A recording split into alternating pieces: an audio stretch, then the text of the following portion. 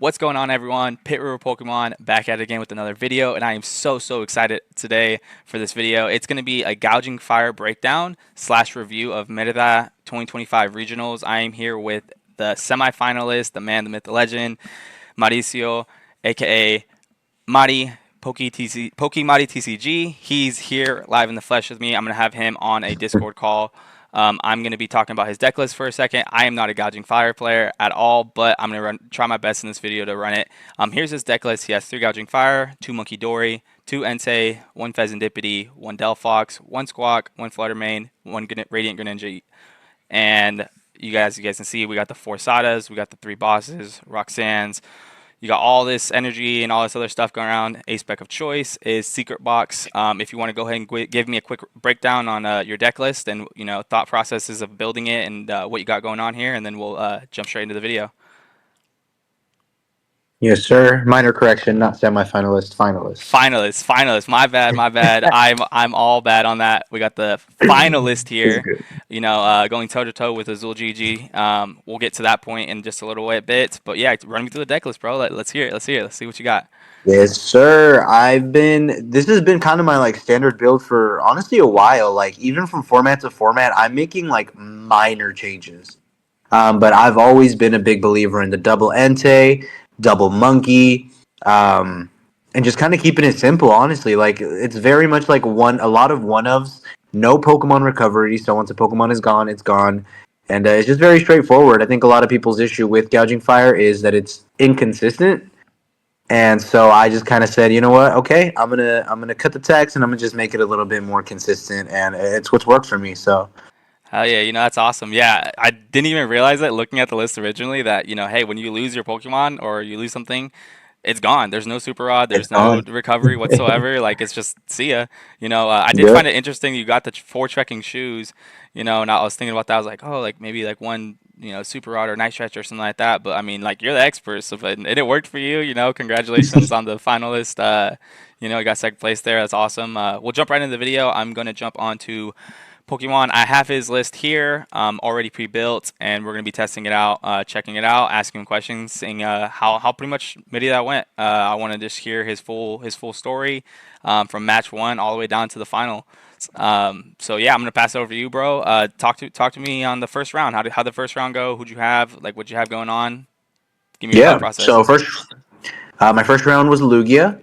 My opponent was not the friendliest individual, so it was a really uncomfortable start to the day. We didn't talk pretty much at all, but they were trying to get me the whole time in terms of being super skeptical of every little play that I made, and it just put me in a really bad headspace for the first game. But I did end up making a misplay where I forgot that V-Guard energy on a Weird Ear does actually affect my Entei. So while I thought I had knock on a Weird Ear, it actually didn't knock him. It left him at 190, but luckily Monkey Dory comes in to save the day, and I was able to Adrena Brain the energy to take it out the following turn, so that play didn't end up punishing me too much, but that was a misplay to start my day 1, and I was like, oh my gosh, if I'm still making misplays this basic, with this much experience with the deck, it just didn't leave me feeling too good, but ultimately I went win-win with it, so. Oh, wow, what are you up against? Zard. No. I'm thinking Zard. I mean, it is what it is. We good. We lock in. Okay. Okay, yeah. So I am screen sharing with my boy here. It's pretty exciting, I'm getting one-on-one coaching here pretty much. He's going first. I probably should have took that from him, but I mean, it is what it is. Yeah, that's crazy, bro. Yeah, V-Guard energy will get you, but hey, Monkey coming in clutch, man. Getting the win against the Lugia player.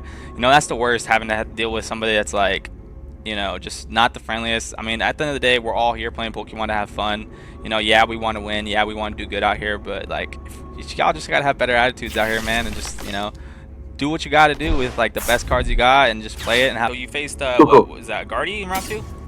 Yes, so I went against Guardy, and funnily enough, it was actually against Calvin Connor, which was crazy because he's a pro player.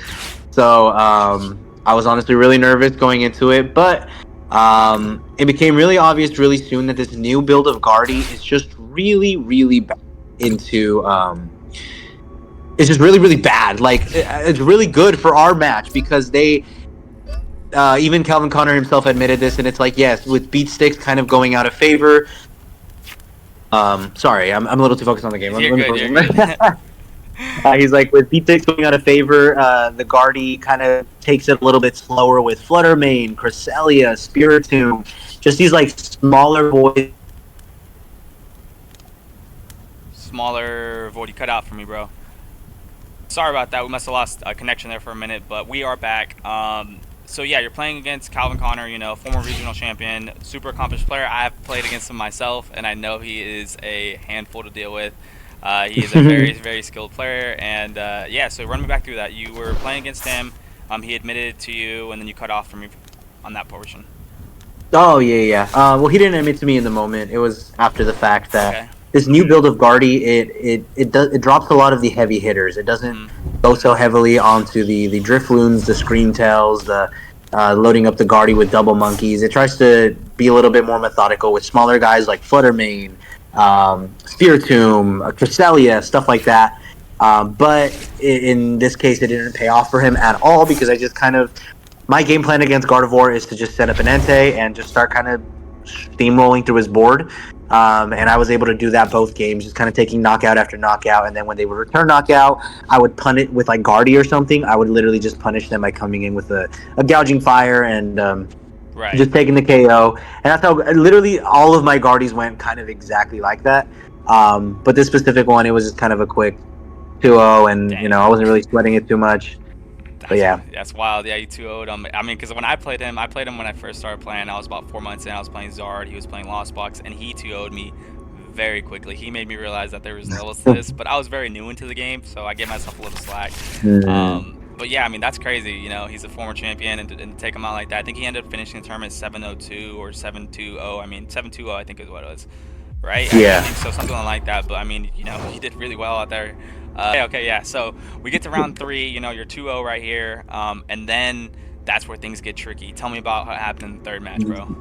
Yeah, I hit Miraidon, and this one really, really shook me because it wasn't standard Miraidon, the way that people have been playing it with the Area Zero and the Pikachu Terra. This was a standard Miraidon that really, really emphasized energy preservation. It ran EXP shares, it ran heavy batons on the Iron Hands, it ran energy stickers, and crazy.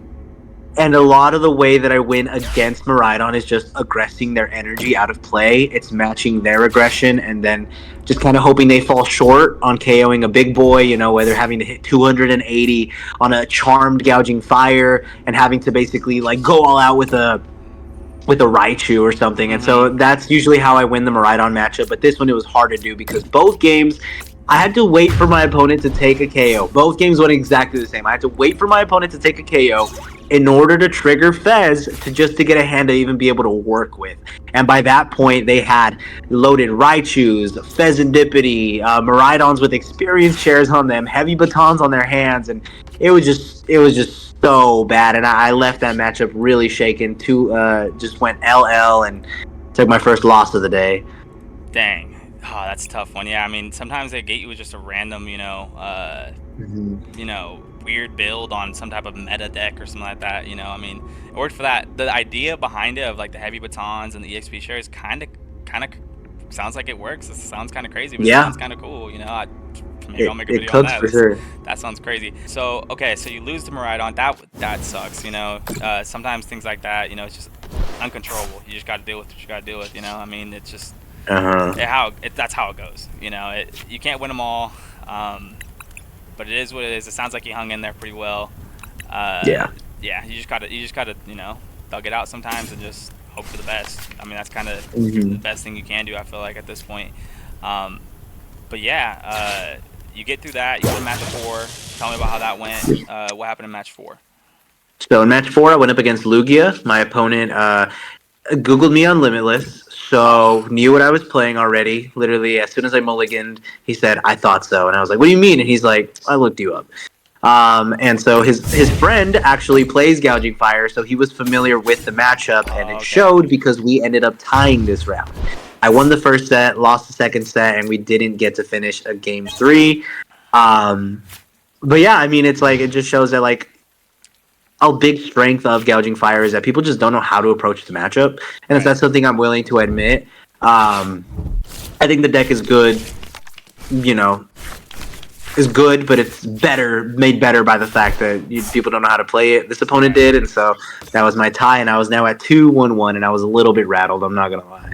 Dang, yeah, I mean that will do it for you for sure. If you get stuck with something like that where, you know, your opponent doesn't have that surprise factor, they know exactly what they're up against, and they look you up. Because I mean, I'm not gonna lie, I'm guilty. I be looking up people all the time, to make sure like okay, like maybe they're a crazy player and I don't know them. I don't know a lot of the well accomplished players and stuff like that. So, I'll Mhm. be looking people up to see if I can figure out what they're playing. I mean, I did that last time in San Antonio, and I was like, oh, he's playing Godango. So you're playing Godango still? He's like, yeah. I was like, how'd you know? I was like, I looked you up. So I mean, hey, that shows you're accomplished out there, man. It shows that you're really about that life. So that's pretty cool. Yep. But yeah, if you that's how that went. Tell me about how the next one went. Like what happened after that? You go to round four. That is round four. End up with That's a round tie. 4. So now you're 2-1-1. Like how are you feeling mentally? I'm thinking it's over. Like I'm like, Ah, there's no way I'm gonna go undefeated from here because I had to go undefeated to make top cut. right. And spoiler, I end up doing it. Um, but yeah, and so going into round 5, I hit Gardevoir again, and I'm like, okay, love this. And again, I lead with Entei. Entei is just so good, dude. Like this deck shouldn't even be called Gouging Fire; it should just be called Entei.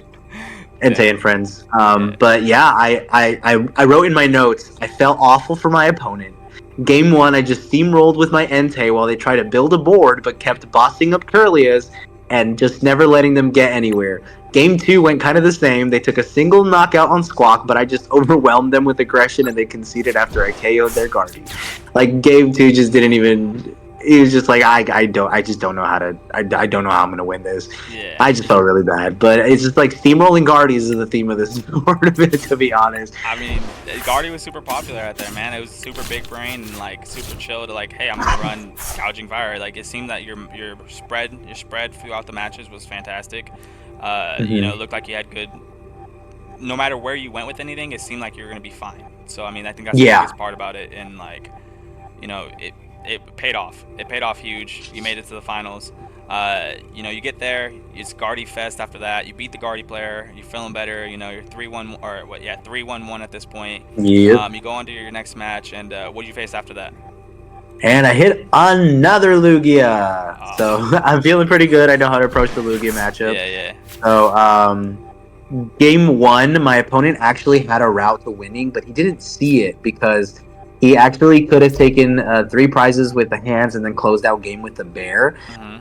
But he went for a risky play where he didn't think I had any more gouging fires, and so he attacked with the bear instead and just hoped I couldn't KO him. But that just didn't pay off because obviously I run 3 gouging fires, Right. and so that game just kind of went to me. And then second game they struggled to even get a Lugia out. I took 3 prizes and their only Lugia out of play, so now I had a 3 prize lead. They had no Lugia, and he's like, I just can't win from here. And that again, it was just a really really quick kind of steamroll of Lugia. And yeah, I now mean, I that's how it was goes. 1-1. That's how it goes sometimes, man. Sometimes it's just, it's wraps. You can't really do much else about it, and you cooked them. So, I mean, it paid off huge. Uh, okay, so you beat that guy, you beat the Lugia, and then you go into your next match. So, what, you're 4-1-1 at this point, Yep. coming towards the end of day 2 or day 1. You go into your next match and, run me through it. Run me through it. What'd you face? All right, so this is something a little different. Zard-Pult, which is Okay. something I didn't even realize existed until I was like studying deck lists on my flight like to Merida, and I saw that there was like on Limitless, it was like a deck that was just categorized as Charizard, like Hmm. just Charizard. And I was like, what do you mean just Charizard? Like it has to be played with something, right? And I clicked on it, and yeah, it was Charizard-Dragapult, and I was like, oh, okay, this sounds like a freaking nightmare to face. Because I see that they run Heroes Cape, or not, Hmm. what is that the ace spec Heroes Cape? Yeah, yeah, that's one of the ones that they run. Charizard, which is what's up? Yeah, that's one of the ones they run is Heroes Cave. That's one of the most popular Yeah, ones. yeah, Heroes Cape, and then they run like 2 Turos, and I was like, this just sounds like a nightmare. So I hit it, and I'm like, okay, I'm terrified. But I realized that the reason Charizard as a deck is so hard is because it's hard to get through the second Charizard.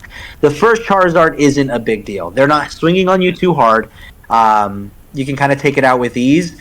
But the good thing about Charizard-Dragapult is that it only really ever gets up one Zard. So once I was able to get through their first Zard, I was like, oh, okay, now it's just like facing regular Dragapult, right? So yeah, and so it was pretty easy. Game one, I KO'd Badoo, then I bossed their Fez to limit options. Yeah, it was just pretty standard. A lot of softening up with Monkey Dory, a lot of like bossy stuff and not taking KOs. Just kind of playing it slowly and methodically, and Yeah. yeah, and in the very end, they didn't they didn't realize that I could one hit KO the Dragapult because they didn't realize I played the second monkey. So they turroed up their Luminion the only way I was going to take my last two prize cards, Yeah. and I was still just like, okay, cool. Well, I still have Boss's Orders, Monkey Monkey Ping, Blaze Blitz for for game, Yeah. and they're like, okay, yeah, I guess that's a thing you could do. Yeah, I mean, yeah, Yeah. it was not expecting that one. That's cool though. That's dope. Yeah, I've seen a lot of gameplay. I think Dragapult. I mean, there's three variations. There's Dragapult Zard, Iron Thorns Dragapult, and then Mhm. Dragapult with Dusknoir. And I mean, all of them seem to be working really well. So at the end of the day, I Yeah. mean, you're cooking either way. I feel like at this point. Let's see what I could do here. I am getting cooked online right now. This deck list is. Are you? I mean, I'm playing the Zard. I thought I was chilling, and then I made one huge mistake, and now I think it's costing me pretty big time. But we'll find out. It's checkmate. He checkmated my ass. But yeah, okay. So you smoke him. You get past that. I know that could be a scary matchup, especially since it's unfamiliar.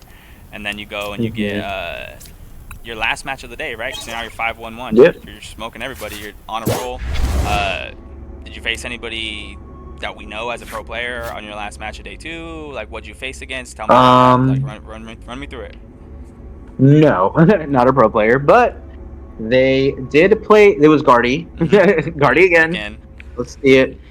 But this one did throw a curveball at me. Mimikyu.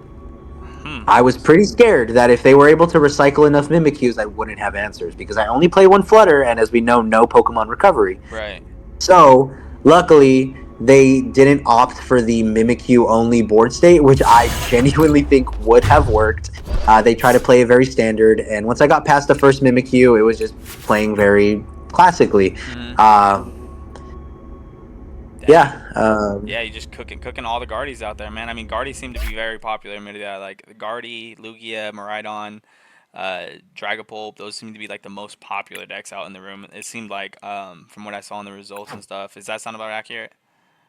Yeah, Yeah. it was almost all the room actually. Well, I did see a turtle cloth make it to third Yes, place in Top Cut. I did see that. That was I didn't even interesting. realize that until I was looking at the results after. Where I was like, it almost could have been a gouging fire turtle claw final. Like, Dude, that would have been crazy, bro.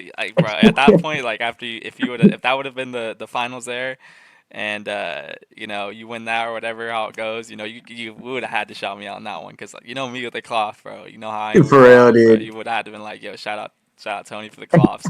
But yeah, that's sick. Okay. So you're 6-1-1 going into day two. You're feeling Hmm. good. You have to win out 3-0. You have to win your first three to be able to make even top cut, right? At that point. Yes. Okay. So I Okay. had to win three to be able to ID and to cut. Okay. So you go So first match. What do you got? yeah. So actually, funnily enough, round nine. So the round was supposed to start at 8:30. Mm-hmm. I pull up at 8:28 because the restaurant I ate breakfast at was taking very long. I still tipped them very Right. well, don't worry. But I pulled up at 8:28, and as I'm approaching the tables, like the play area, Yeah. they say, "Good luck, players. You have 50 minutes time. Like, like begin round." And I was like, "Oh, what the fuck? It is 8:28. What are you talking about?"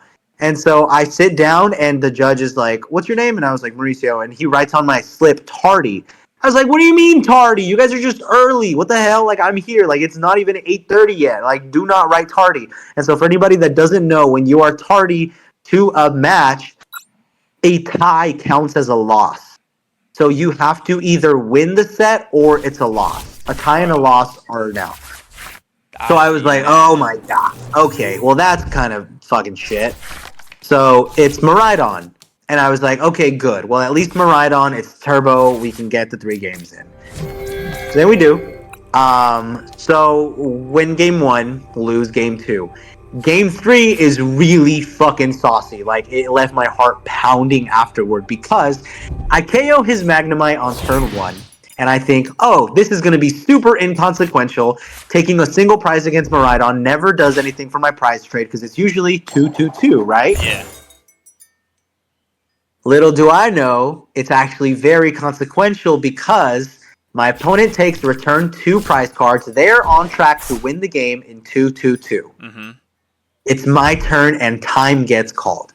I have 5 prize cards left to take in 2 turns against Miraidon. Bro. At that point, I said, it's over. But then I see on his bench, he has a Lumineon V and a Zapdos. Zapdos has 120 HP. Lumineon has 170 HP. So I big brain this.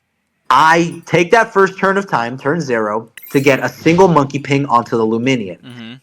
I still need 3. I still need 3 more pings, and Basin only lets me do 20 per turn, right? Wrong. I play Lost Vacuum, Oh my which goodness, means you the did it. following turn, I am able to Magma Basin 20 damage onto my Delphox. Mm-hmm. Lost Vacuum away the Magma Basin, put another one in play, Basin again to Delphox. I'm able to Adrena Brain for the full 30, leaving Lumineon V at 120 HP and Zapdos at 120 HP. Oh my goodness. Jet Energy, boss's orders. I managed to wrap up the game, dude. My heart was pounding. I was like, I wish there was a Bro. camera recording that. I am so good at this game. Dude, I would be so hype at that point because I mean, first off, to already mark you tardy, I would be heated. I would have been so mad. I'd been like, bro, what is this? Like, you Yeah. guys are full of it. Like, this is not real.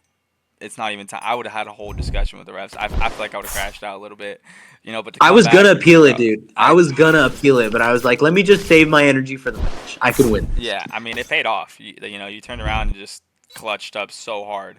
Yeah. I mean, congrats on that. That's crazy to be able to turn it around and go game 1, game 2, and game 3 to time and take all 5 prize cards is just massively big brain. Big brain. Congrats on that. That's insane. Thank you. That's a hell of a way to start day 2 for sure. So you beat them. You go to game Mm-hmm. 2 or your second round 2 of day 2, and tell me what you got. What are you facing? How does it go? It's Lugia, and I'm not gonna lie, I don't remember a damn thing about it. I didn't take any notes on it. I don't even remember how the match was went, but it was a win-loss win, Win loss. and it was a dub. Okay, Yeah. hey, we take those. We take dubs like Yeah. that. Top goes. I am getting absolutely dogged on TCG Live right now with the worst hands. My starting hand had 2 switches, boxes orders, 2 energies, and a bravery charm. And then Oh my god, I'm getting it happened. demolished. But I mean, it is what it is. Okay, so you go through that. Yeah, this is GG's. Yeah. Okay, so you get through that one. You beat them. So now you're 2-0 day 2. How you feeling going in your last match at this point? Like, what's going on? I have to keep my head cool. I'm like, one win basically guarantees me top cut, but I was like, let's keep our head where our feet are, and I go into the 3rd round of day 2, Dragapult, and I said it's Dragapult Dusknoir, and that's the one I actually had testing against, and I was like, I know how this matchup goes. The way that I approach Dragapult Dusknoir specifically, they play Badoo. Keep that in mind, 2 of them.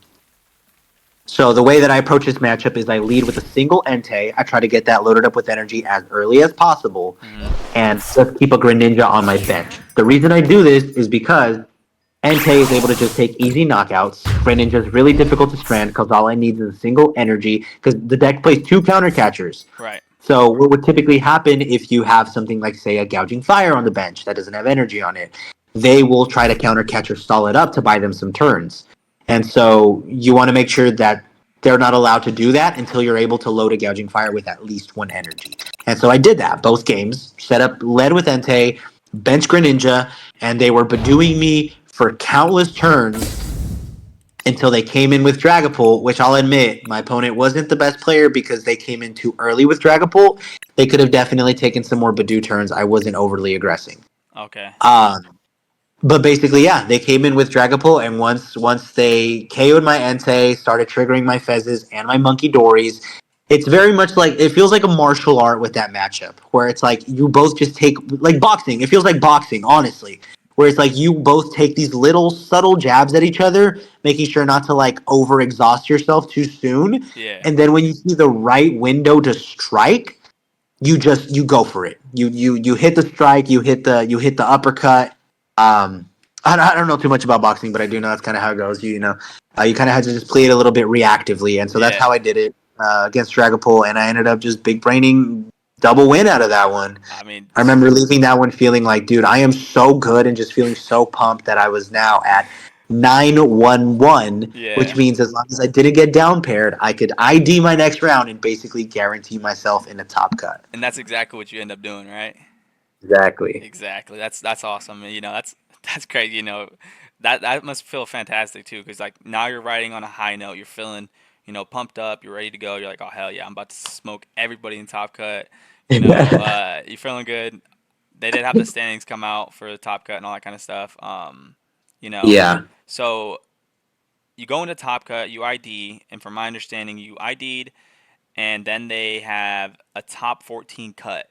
Correct? Yeah. That's So it was, crazy.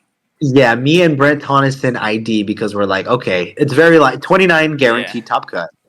And it was one single table, the outcome of a single table that would basically decide if 29 was the cutoff or if 28 was the cutoff. And 28 was the cutoff, giving us a 14-person top cut, and which meant I wasn't guaranteed top eight, and I had to play for my spot in top eight. bro.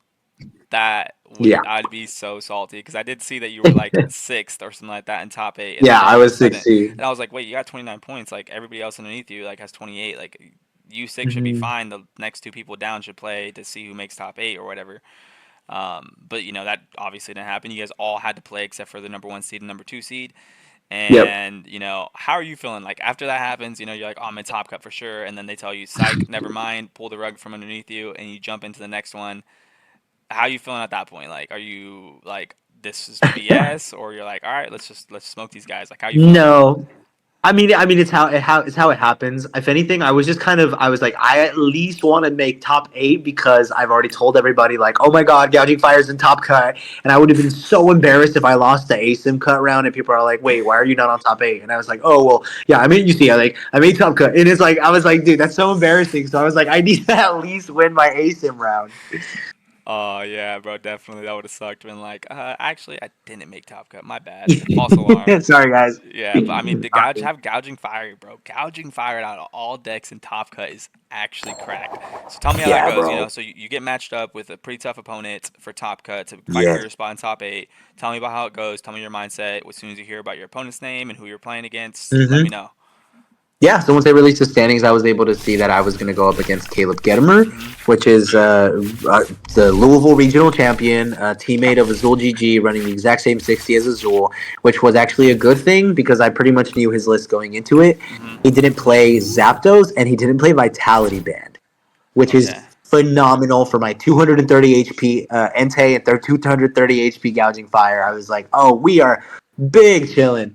And so it's funny because Caleb Gedemer is actually one of those types of players that I do really bad against. He's really like a stone cold, stone faced killer type of Mm, player, where he's not giggling and laughing through the matchup. He is locked in. He is yeah. staring you down, and he knows what he's there to do.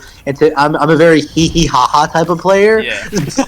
So it was actually funny. Tony actually sent me the message. Basically, he said like go from like this Yugi to the other Yugi, Yeah. where one of them he was just like he was very like, oh my god, playing cards, and then the other one he was locked in, and Yeah. that was my mental preparation. I was like, I know he is gonna stare into my soul. I just had to stare at him right back, and just you said look right through him, and so that really really helped because I wasn't intimidated. I went confident into it, and I was able to 2-0 Miraidon. I mean, funnily enough, both games I actually went first, Hmm. which you would think is really bad in a matchup where the prize race is essentially just 2-2-2. And luckily, yeah, being out of range of his boys just kind of got me the win there, Yeah, and I was in definitely. the top eight. Yeah, so that's what's interesting about it, to be honest, is like you have somebody like that, you know, who has that like stone face type of thing, and I'm not gonna lie, I do that too. And I play like I'm always super like fun, giggly in the beginning of my matches, and then I go, and then as soon as I'm done, like as soon as it's time to get down to business and play, I'm locked in. Like I am zero play, just here we go, we're going, and that's it. Yeah. So I hear you there, bro. I'm literally the exact same way when it comes to all that kind of stuff. Um, but yeah, so you go there, you get that done, and from there you face him, you beat him. That's the thing. One thing that you mentioned that I found pretty interesting was you said that he, you know, it helps you play him because it gives you like the same 60 as Azul, who, yeah, spoiler alert, who he faces in the finals. You know, but to me, I thought that might have been a disadvantage. I'm like, okay, he's playing against his teammate. His teammate's gonna go running right back over to him, whisper in his ear Yeah. to be like, oh yeah, this is how he's playing it. This is what he needs to do. Blah blah blah, and like give him the full breakdown of your deck team now. So Yeah. you're both like, okay, this is what we're supposed to do. You know what I mean? So that's where I was like, is it good? Is it bad? Is it not so good? Um, Yeah. you know, I mean, it could go either way. I feel like at that point, uh, but Yeah, overall, Yeah, Azul definitely picked up some tricks because there was some things that like he used a lot of foresight on, hmm to set up a checkmate board states. So, but we'll get to that. okay, yeah, okay. So you beat him. That's awesome. Now you're officially into Top Cut. Yes. You know, officially in Top Cut. Now it's not clickbait, and you're chilling. Tell me what happens next. So you go to Top Cut. Yeah. From Top Cut, you face what do you face first in Top Cut? Yeah. So top eight, I faced Gardevoir. Mm-hmm. And this was a featured match, so now I was playing on like it wasn't really a stream. It was just kind of like being streamed locally, and then so I was really nervous because it was my first time ever kind of like being recorded playing and Yeah. stuff. But Gardevoir, I almost shouldn't talk about this one because it really was just that bad for my opponent. Game one, I Delphox donk him. Mm-hmm. Aw. His Monkey Dorian Ralts, and I feel kind of bad because I was kind of slow rolling it. I'm not gonna lie, I didn't even realize I had to play. I was setting up to just like Entei, Mm-hmm. Entei, swing, Entei, whatever. And then I was like, oh, secret box, Delphox. Oh, I have it. What the fuck am I doing? And so I was like, let me sequence this properly. And I was like over here playing Sadas when I didn't need to play Sadas. And I could tell he was a little bit upset. And I was like, dude, I'm sorry. I just want to be like safe, Like Yeah. I don't want to sequence something the wrong way where suddenly I have game and then suddenly I don't. So Right. going into game two, he was a little bit like just kind of like upset. So game two, he just struggles to get going. I'm just sitting there, just taking Entei knockouts. Actually, no, I think he plays the Mimikyu too. Yeah, he does play the Mimikyu because that's how we won against Thorns. And his ace deck of choice was actually Hero's Cape. Mm-hmm. It doesn't ever end up becoming relevant because I literally just send up the Flutter Mane and I'm literally there just sitting, just hitting through his board. He sets up a Spiritomb, I monkey ping it, and then he sets up a Fez to start drawing out of his brick hand. And so what I do is actually a pretty big brain play is like, okay, sure, I could go for a Ross on your bench, but I was like, you know what? I'm gonna Flutter Mane up your Pheasantipity, ping your Spiritomb and KO it with the Flutter Mane damage. And your Pheasantipity is in the active against my Flutter Mane. You can't flip the script unless you want to Oof. waste your energy for turn getting it out of the active.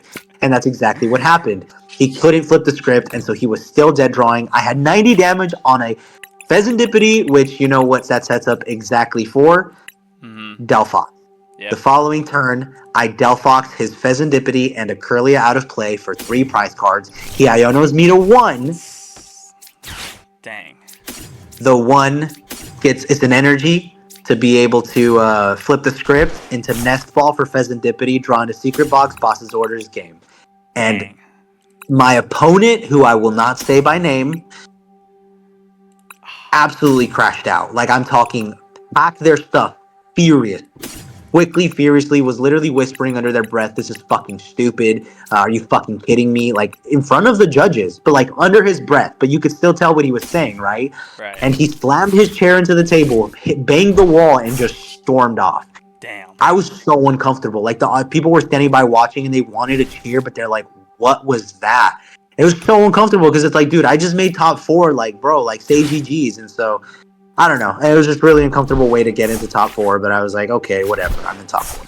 Yeah. I mean, I hear you, bro. I mean, I would be kind of frustrated at that point. Like, to be like, yo, like you can't just be like cool, like GG's about it. Like you got to really do all the extra work Yeah. into it. Like damn, bro, like Like, dude, like I really got crappy. donked in the finals of a game 3 against a player I've been wanting to beat for over a month, and I was still all smiles. Like, dude, Yeah, chill. It's a yeah, game. It's a it's Pokemon game. that's what I'm saying. That's one thing for me. It's like it's always about having fun, and it's like if you're gonna like that just takes the fun out of it at that point. You know what I mean? Yeah.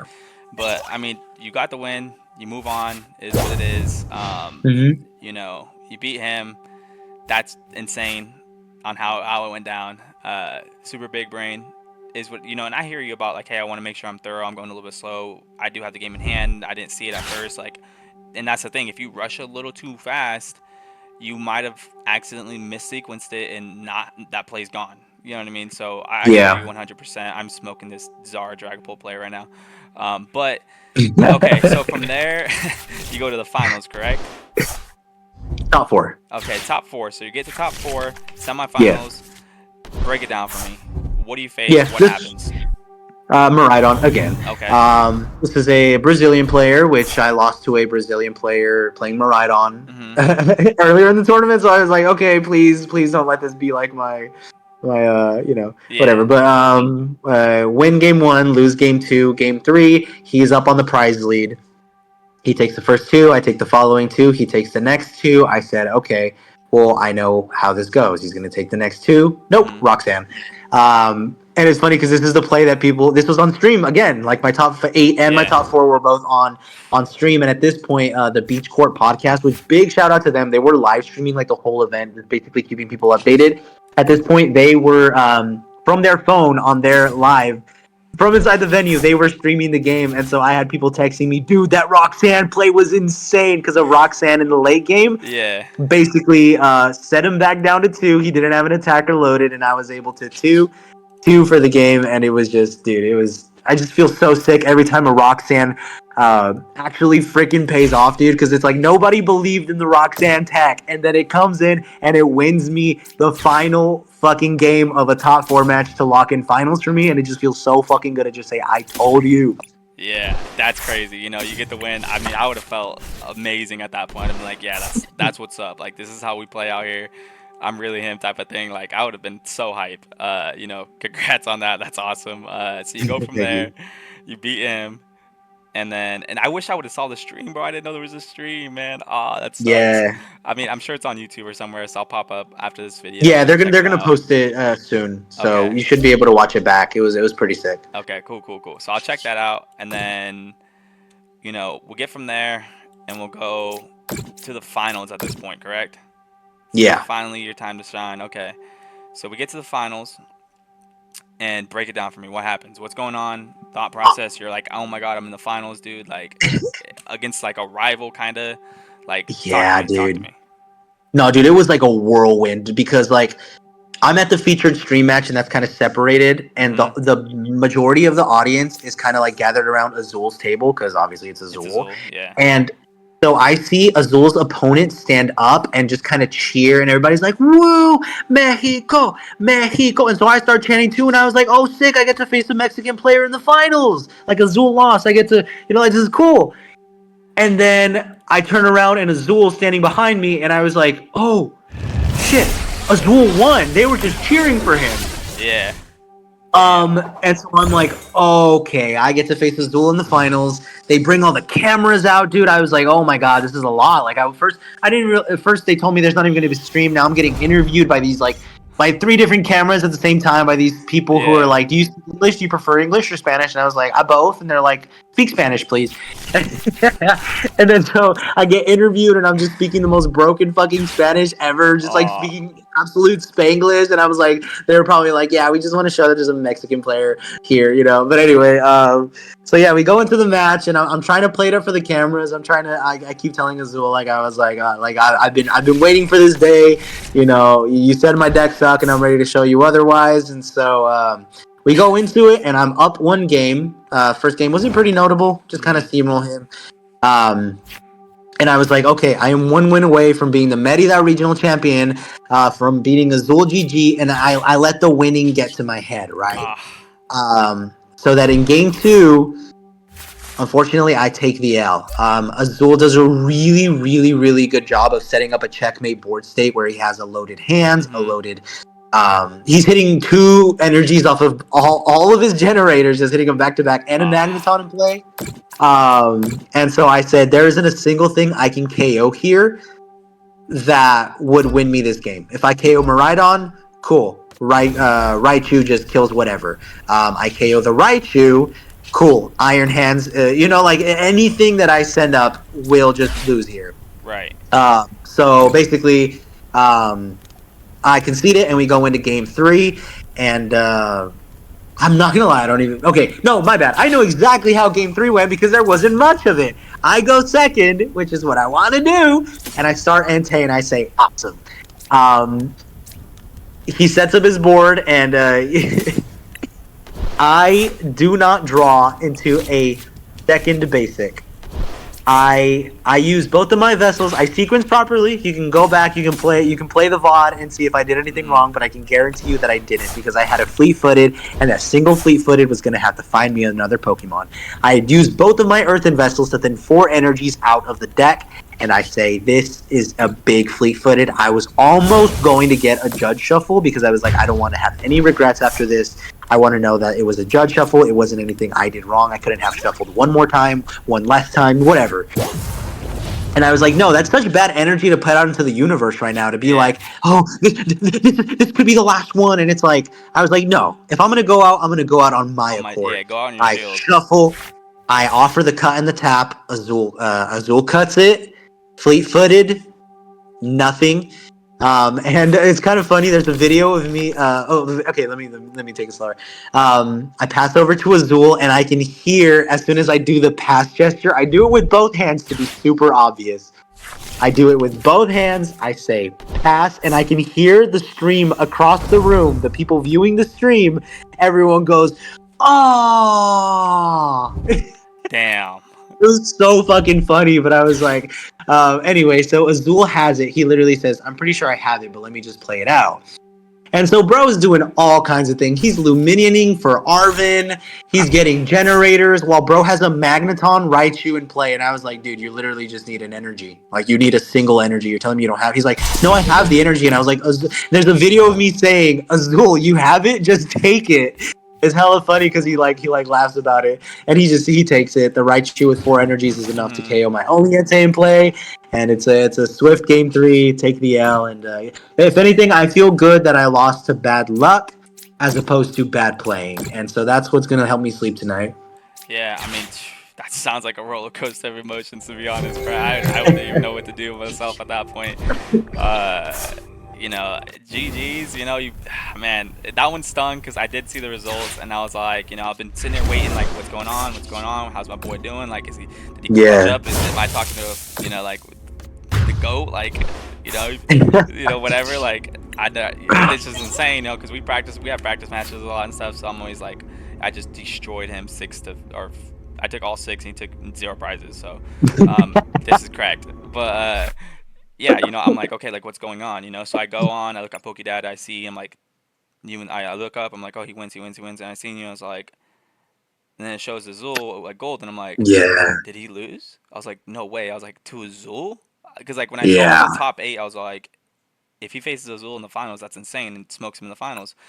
And then I see it, and I'm like, there's no way. And then I look up, like I look, and I'm like, he lost. I was like, what the fuck? No way. And I'm like, bro, I was Mm. mad. I was mad over here. I was over here like, bro, like as soon as I seen it, I was like, what the, like I was pissed. I was like, how? I was like, no way, no way. Like that's the one person I want him to beat, and then like him Yeah. calling, being like, I'll insert the photos right here at the end of the video, being like, oh, like Gouging Fire sucks, pretty much. It's like, Mhm. you got to put some respect on them. You just faced him in the finals. He did get one off of you, and you didn't even get to play game 3 really. So it's like, No. if y'all really got to play 3 matches, let's see how it really Yeah. goes, But To be fair, when congrats. he said that, it was like a month ago, and it did kind of suck into the last meta. Like we saw at San Antonio, I just didn't do well. So I mean, you didn't do the meta bad shift though. definitely helped Judging Fire. Yeah, yeah, definitely. I think with the no more Drago, I mean, even your Drago matchup's not bad though. No, Drago was favored Yeah. actually. So I I was kind of sad that Drago dropped off, but Lugia coming back and Hmm. Zard disappearing is what made the big difference, and Guardy slowing down. Yeah, so, yeah, losing the Zard and not having to deal with the Zard as much, I could see how that could be, helpful. Um, Yeah, because those numbers are hard to reach. I think the max you can put out with Double Monkey is what, 320? If you get enough yeah. yeah, so not being able to Hmm. one shot him, that makes it tough, but you made it to the finals, bro. Congratulations. I know that you're gonna win Thank one of you. these regionals one of these days. I can feel it, bro. We got some practicing to do. We got Vancouver coming up. Maybe I'll meet you in the finals there. That would be a story to tell, bro. I tell you what, super proud of you. GG's on that. That's awesome. Thank you. I'm gonna link all his socials in the description below. His Twitter, his Insta, everything he got.